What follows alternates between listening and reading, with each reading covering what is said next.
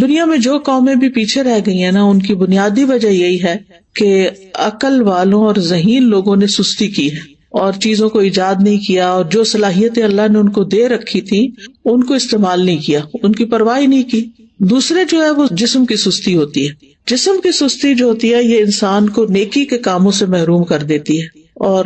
خاص طور پر عبادت میں پیچھے رکھتی ہے۔ جیسے ابھی آپ نے یہ آیت کی تلاوت سنی کہ منافق جو ہیں جب نماز کے لیے کھڑے ہوتے ہیں تو انتہائی سستی سے کھڑے ہوتے ہیں، اور بس دکھانے کی نماز پڑھتے ہیں کہ دوسروں کو پتہ چل جائے کہ ہم نے نماز پڑھ لی، اور وہ اللہ کو بہت تھوڑا یاد کرتے ہیں۔ یعنی ذکر میں بھی سستی، نماز میں بھی سستی، وضو میں سستی، ہر نیکی کے کام میں سستی۔ اسی طرح جسم کی سستی جو ہوتی ہے وہ انسان کو دنیا میں بھی ترقی سے محروم رکھتی ہے۔ یعنی جو کام انسان کو اپنے جسم سے کرنے ہوتے ہیں، اگر وہ اپنے جسم کو استعمال ہی نہیں کرتا اور محنت نہیں کرتا، مشقت نہیں کرتا، تو